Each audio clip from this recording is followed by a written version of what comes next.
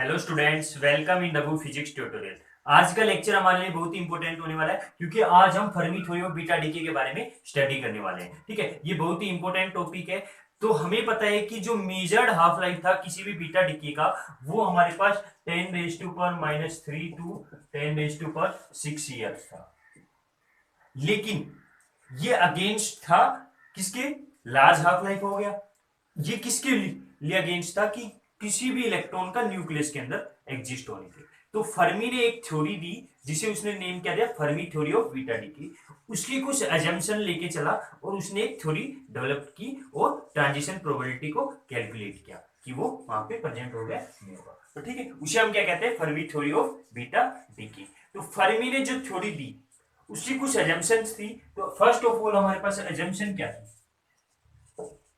Assumption क्या है उसकी? फर्स्ट उसने क्या कहा?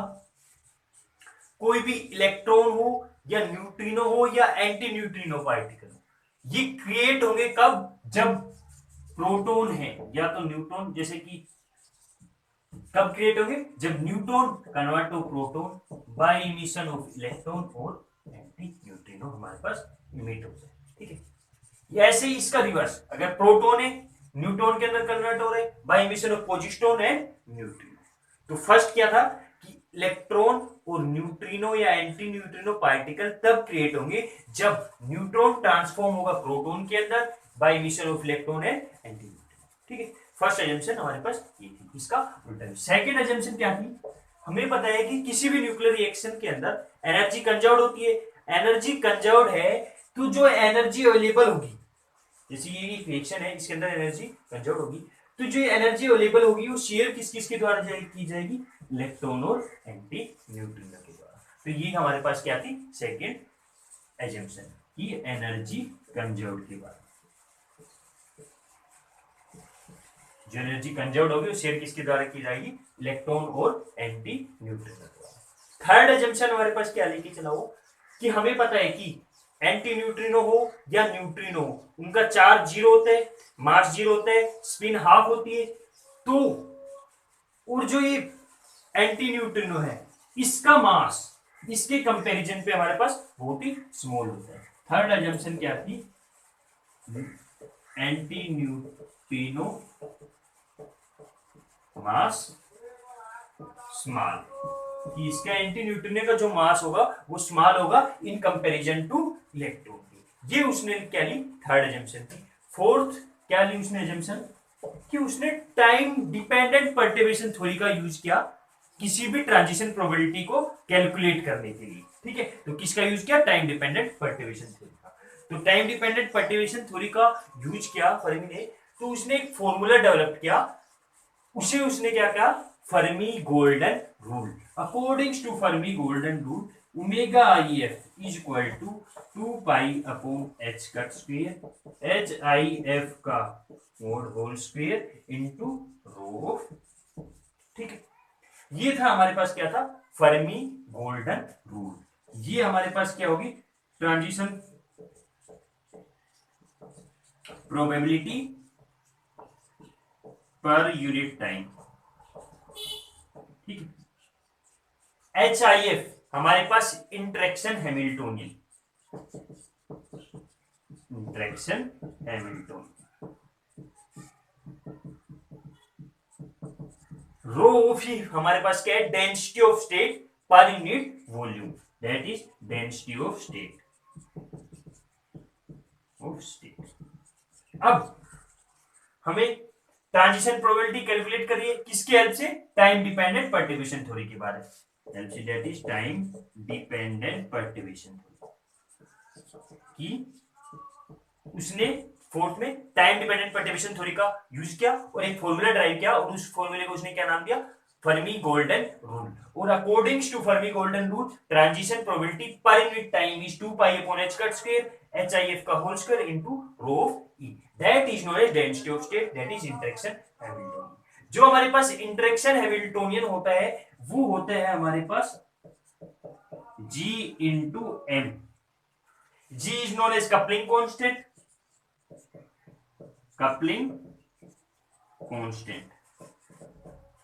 ठीक है, ये M हमारे पास क्या हुआ? मैट्रिक्स, एलिमेंट, मैट्रिक्स ऑपरेशन हम यूज कर सकते हैं, ठीक है। इनकी कुछ वैल्यू होती है, ठीक है। हमारे पास जो मैट्रिक्स एलिमेंट होते हैं उसकी वैल्यू क्या होती है, m is equal to summation n is equal to 0 to infinity MIF की पावर n। और जो ये MIF है, ये मैट्रिक्स ऑपरेशन है, इसकी वैल्यू हमारे पास क्या आई, माइनस आइटा की power n upon n factorial, और हमारे पास k की power n Sai final r की पावर n साई इनिशियल। ये फाइनल वेव फंक्शन, ये इनिशियल वेव फंक्शन, ये पोजीशन वेक्टर है, ये हमारे पास वेव वेक्टर है, ये आइटा है n की पावर है, ये हमारे पास मैट्रिक्स ऑपरेशन, ये उसकी वैल्यू। इन वैल्यू का इस इंटरेक्शन हैमिल्टनियन के हम फॉर्म में यूज करेंगे, ठीक है। तो हमारे पास जो ओमेगा IF है, omega IF transition probability from initial state I to final state F, that is equal to 2 pi upon h cut square, और HIF का स्क्वायर G स्क्वायर, और M का स्क्वायर क्या होगा,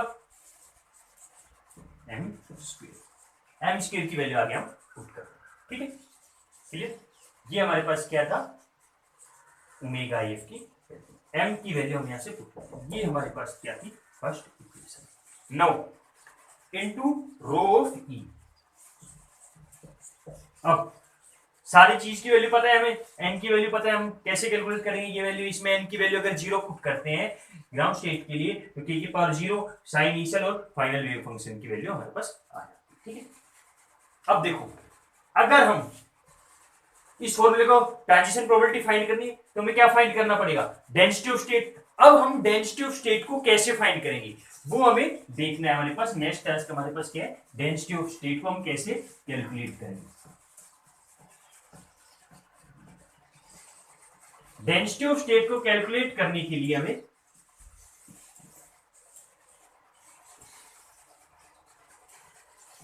देखो, अब डेंसिटी ऑफ स्टेट कैलकुलेट करनी है, फर्स्ट इक्वेशन ये होगी rho of E, that is rho. Density of state क्या होता है, नंबर ऑफ एनर्जी स्टेट पर unit energy range, that is equal to dN upon dt। उसे हम क्या कहते हैं, डेंसिटी ऑफ स्टेट। हमें पता है फेज स्पेस क्या होता है, डेंसिटी ऑफ स्टेट को हम ड्राइव करने के लिए, इसकी वैल्यू को फाइंड करने के लिए हमें थोड़ा फेज स्पेस के बारे में पता होना चाहिए कि फेज स्पेस क्या होता है, the graph between position and momentum space, उसे हम क्या कहते हैं, फेज स्पेस। और हमने स्टैटिस्टिकल मैकेनिक्स में स्टडी किया है कि according to Heisenberg uncertainty principle, position और मोमेंटम को एक पॉइंट पे एक साथ साइमल्टेनियसली मेजर नहीं कर सकते, ठीक है। एक पॉइंट पे एक ही चीज को हम एक बार मेजर कर सकते हैं, ठीक है। तो हमारे पास जो लोएस्ट फेज स्पेस वैल्यू होती है, delta x delta px, 3 dimension के delta py delta y into delta z into delta pz is nearly equal to h की पावर q। जो lowest phase space volume in 3 dimension, that is nearly equal to h की power q। 2 dimension h square, 1 dimension h, ठीक है। ये हमारे पास क्या होती है, लोएस्ट फेज स्पेस, ठीक है। अब देखो फेज स्पेस के बारे में स्टडी के लिए, अब देखो ये थोड़ा बेसिक था। कोई भी नंबर ऑफ एनर्जी स्टेट हम कैलकुलेट करते हैं तो उसकी रेंज क्या होगी, that is dN number of state in volume V from momentum range P to P plus D, कि कितनी नंबर ऑफ स्टेट पॉसिबल होगी किसी भी वॉल्यूम V के अंदर जब मोमेंटम है P to P plus dP, कि यहां से यहां तक का जो मोमेंटम है ये P मान लिया हमने, P प्लस dP, कि इनके बीच में कितनी नंबर ऑफ स्टेट प्रेजेंट होगी। तो ये हमारे पास फॉर्मूला होता है जो कि हम डेंसिटी ऑफ स्टेट के अंदर ड्राइव करते हैं कंडेंस्ड मैटर फिजिक्स के अंदर। वो फॉर्मूला क्या होता है, dN का volume multiply with 4 pi p square into dP upon h की पावर q। तो ये हमारे पास क्या होगी, number of state present in volume V from P to P plus dP, ठीक है। ऐसे ही अब हमारे पास प्रेजेंट कौन कौन से, इलेक्ट्रॉन और एंटी न्यूट्रिनो। 4 इलेक्ट्रॉन्स के लिए नंबर ऑफ स्टेट क्या होगी, dN in volume V from momentum P to P plus DP. Number of state for electrons between momentum P to P plus dP is equal to volume V multiplied 4 pi, इसके जैसा ही same होगा P square dPe upon H की power Q। ऐसे ही anti neutrino के लिए हमारे पास क्या हो जाएगी, DNV इक्वल टू, इसको एंटी न्यूट्रिनो के लिए लेके चल रहे हैं, volume V multiply 4 pi P mu square dP mu upon H की पावर Q। ये हमारे किसके लिए, एंटी न्यूट्रिनो के लिए। अब देखो एंटी न्यूट्रिनो के लिए होगी, न्यूट्रिनो के लिए होगी, that is second, that is third. अब एंटी न्यूट्रिनो और इलेक्ट्रॉन एक दूसरे के ऊपर इंडिपेंडेंट है कि उनके बीच में कोई इंटरेक्शन नहीं हो रहा है। इंटरेक्शन नहीं हो रहा है तो टोटल नंबर ऑफ स्टेट क्या होगी, इन दोनों का मल्टीपल। तो जो टोटल नंबर ऑफ स्टेट होगी वो क्या होगी, इन दोनों का मल्टीपल होगी, और वो क्या होगा, dn is equal to dne into dn, means जो dn की वैल्यू आई वो हमारे पास क्या आई, इन दोनों का मल्टीप्लाई कर दो, that is 16 pi square volume square, ठीक है, 16 pi square volume square upon h की power 6 p e square p mu square dpe dp, ठीक है। ये इस इक्वेशन को हमें नेम दे दिया, दैट इज dn। हमें फाइंड क्या करना है, rho, that is dn upon d. हम दोनों साइड dn अपॉन डी लगा दिए, इधर भी डी लगा दिया, इधर भी डी से, that is density of state, clear. अब इस इक्वेशन को थोड़ा मॉडिफाई करते हैं, ठीक है। उसके लिए हम क्या करेंगे, इसको आप इरेज कर सकते हो,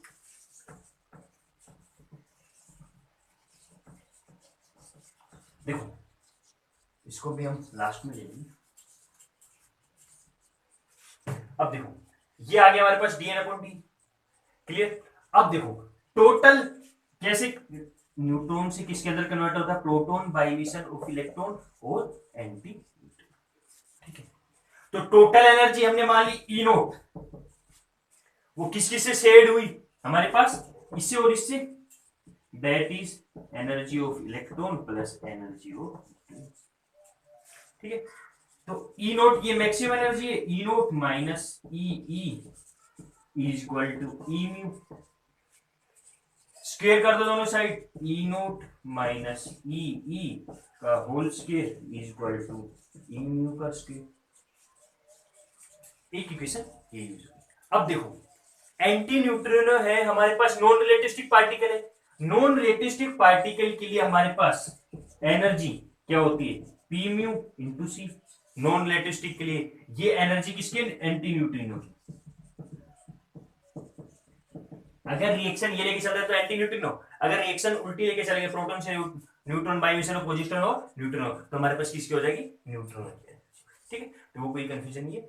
अब देखो e mu equal to p mu into c, differentiate करो इसका, d e mu is equal to c into d p mu, ठीक है।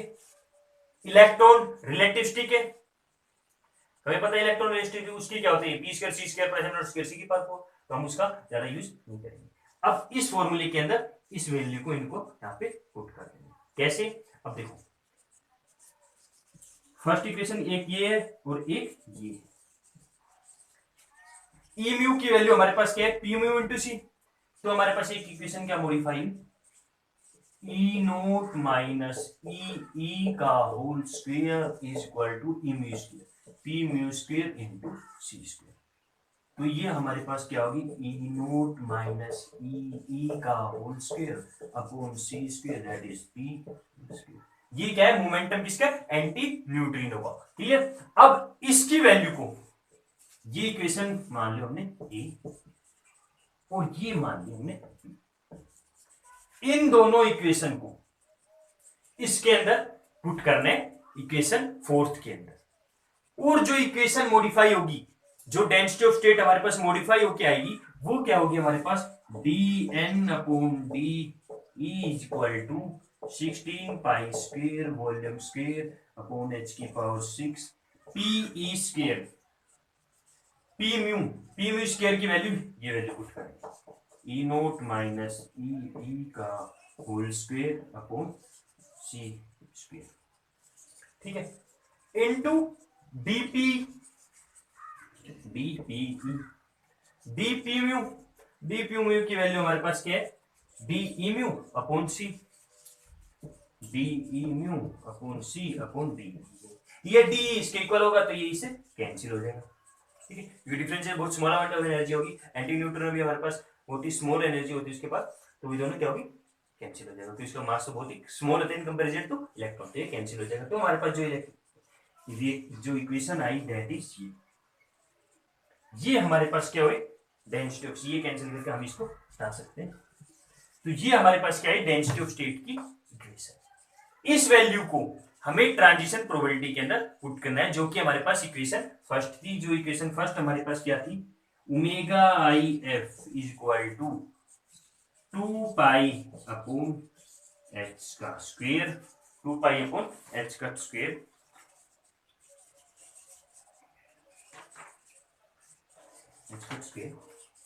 एच आई एफ का whole square into density of state that is rho, ये rho की equal, तो इसकी value को यहाँ पुट कर दूंगी 16 pi square volume square upon h की पावर 6 पी ई स्क्वायर ई नोट माइनस ई का होल स्क्वायर अपॉन सी square into d p e, ये हमारे पास क्या होगी, ओमेगा आई एफ की वैल्यू होगी, हमारे पास ट्रांजिशन प्रोबेबिलिटी होगी, एच आई एफ की जगह g square into m square हम पुट कर सकते हैं, ठीक है, वो इंटरेक्शन हैमिल्टोनियन की वैल्यू हम इसके अंदर पुट करेंगे और इक्वेशन को क्या करेंगे, मॉडिफाई करेंगे, तो जो हमारे पास मॉडिफाई करने के बाद जो इक्वेशन आएगी, वो जो इक्वेशन होगी वो हमारे पास ये होगी, यहाँ पे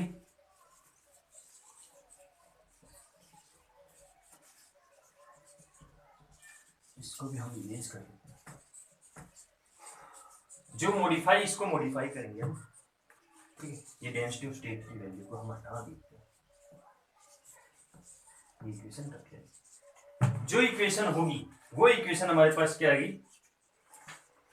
that is omega I F, transition probability from initial state I to final state F, ये किसके इक्वल है, इसको हम denotation probability of finding the किसी भी इलेक्ट्रॉन या एंटी न्यूट्रिनो के लिए कर सकते हैं, ठीक है, पीओपी, वो क्या हुई हमारे पास, यहाँ पे ये सारी वैल्यू है, यहाँ पे हमें पुट क्या करना है, एच का हमें पता है क्या आता है, एच अपॉन 2 पाई, एच अपॉन 2 पाई, ठीक है, इस वैल्यू को यहाँ पे यूज करेंगे और हम इक्वेशन को सिंप्लीफाई करेंगे, और जो कि हमारे पास क्या होगी, G square M I F की पावर एन का होल स्क्वेयर अपॉन 2 पाई की पावर क्यूब सी की पावर क्यूब एच कट की पावर 7 ई नोट माइनस ई म्यू का होल स्क्वायर इनटू पी ई स्क्वायर डी पी, ये इक्वेशन हमारे पास क्या होगी, जब यहाँ पे एच की वैल्यू एच अपॉन 2 पाई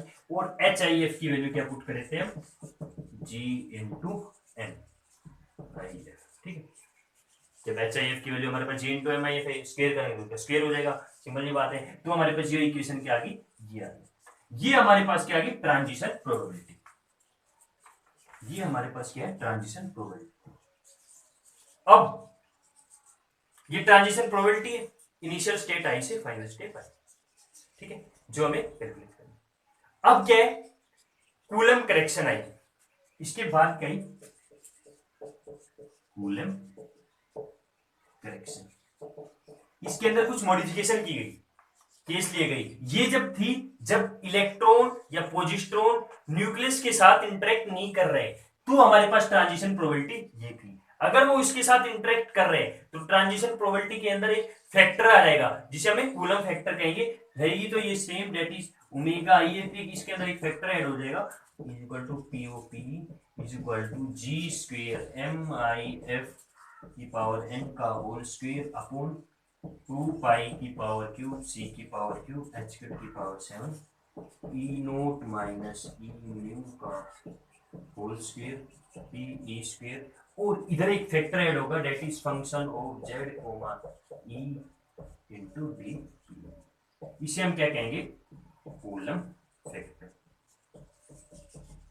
इसे हम क्या कहेंगे, कूलम फैक्टर। ठीक है, तो ये हमारे पास क्या होगी, कूलम के अंदर करेक्शन थी, कूलम ने जो करेक्शन की उसके अंदर सिंपल एक बस कूलम फैक्टर आ जाएगा जब इंटरेक्शन इलेक्ट्रॉन और न्यूक्लियस या पॉजिट्रॉन और न्यूक्लियस के बीच में इंटरेक्शन को हम लेके चल रहे हैं, तो हमारे पास इसके अंदर ये मॉडिफिकेशन है। अब इसके ऊपर फर्दर हम डिस्कशन करते हैं कि फर्मी क्यूरी प्लॉट क्या होगा।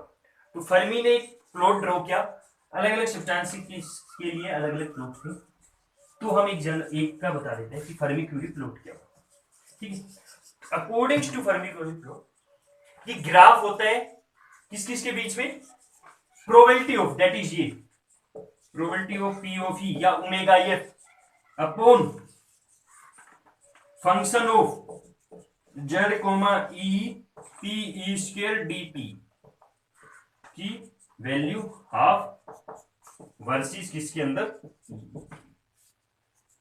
ठीक, द ग्राफ बिटवीन ये transition probability upon function Coulomb factor P square DP versus energy of electron is known as Fermi Kurie plot. और जो ये ग्राफ ड्रॉ किया गया हमारे पास इनके बीच में, जैसे ये हम नीचे चलें, that is e e, that is ये वाला factor p of p e upon function of Z comma e e की पी ई square D p e value versus वो स्ट्रेट लाइन है। ठीक है, ये स्ट्रेट लाइन था। तो ये क्या था हमारे पास, Fermi Kurie plot, graph between इसके वर्सेस ई ई, इसके वर्सेस ई, जो ग्राफ था वो एक लाइन की फॉर्म में है, एक लाइन की फॉर्म में है डिक्रीजिंग, उसे हम ये कहा Fermi Kurie plot, that is known as Fermi Kurie plot. Next जो था वो क्या था, comparative half life time. Half life period क्या होता है, तो हमें पता है कि जो डी के कांस्टेंट होते हैं वो क्या होते हैं, प्रोबेबिलिटी होती है, इंटीग्रेशन कहां से, 0 से पी ऑफ ई मैक्सिमम। ठीक है, किसका, जो ये कूलम फैक्टर है इसका integration, that is g square M I F की पावर एन का मोड का होल स्क्वायर अपॉन 2 पाई की पावर क्यूब सी की पावर क्यूब एच कट की पावर 7 ई नोट माइनस ई म्यू का whole square P E square D p e function of Z comma. इन सब का इंटीग्रेशन हमारे पास क्या होता है, डी के कांस्टेंट। अब देखो कांस्टेंट वैल्यू का वे बाहर निकालना है इंटीग्रेशन से, तो lambda is equal to G square M I F का होल स्क्वायर अपॉन 2 पाई की पावर क्यूब सी की पावर क्यूब इंटू एच की पावर 7। ठीक है, और इन सारे इंटीग्रेशन और सारी टर्म को इसको integration p of maximum, that is function of Z comma e note minus E mu का whole square P E square t, ये हमारे पास डी के कांस्टेंट होगा। ये टर्म्स तो हमारे पास क्या होगी, constant, lambda is equal to, इस सभी को हमने मान लिया कांस्टेंट,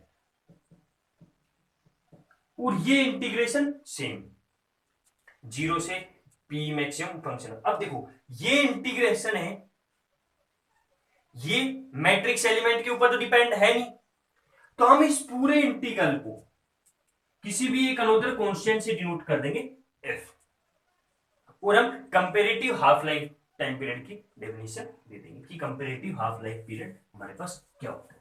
ठीक है, अब देखो ये हो गया, इसमें क्या हो गया एफ, तो एफ डी के कांस्टेंट हमें पता है कि lambda is equal to 0.693 upon half life period, तो हमारे पास जो लैम्डा की वैल्यू है हम इसको यहाँ पे यूज करेंगे, और इस सब की जगह हम कांस्टेंट इनटू एफ लिखेंगे, तो दैट इज लैम्डा की वैल्यू हमारे पास 0.693 अपॉन पी 1/2 इंटू कांस्टेंट, और हमारे पास क्या था, इस सभी को हमने कांस्टेंट ले लिया अपॉन एम इंटू एम आई एफ स्क्वायर इंटू एफ। अगर हम मैट्रिक्स एलिमेंट, ये मैट्रिक्स एलिमेंट इस इंटीग्रल के ऊपर डिपेंड नहीं है, तो हम इस पूरे इंटीग्रल में कांस्टेंट माना, that is f into M I square, ये वैल्यू हमारे पास सारी ये कांस्टेंट वैल्यू है, दैट इज कांस्टेंट वैल्यू कुछ भी, ठीक है, जो इसको कैलकुलेट करके आएगी। तो f into T one by to को एक साइड लेके जाएंगे और सारे कांस्टेंट को एक तरफ, तो जो हमारे पास क्या होगा, that is f into T one by two is equal to 0.693 upon constant value into M I F का होल स्क्वायर। इस f की वैल्यू और that is half life period, half life time, the multiplication between f into T one by two is known as comparative half life time period. इन दोनों की product को हम क्या कहेंगे, कंपेरेटिव हाफ लाइफ पीरियड, ठीक है। Thank you.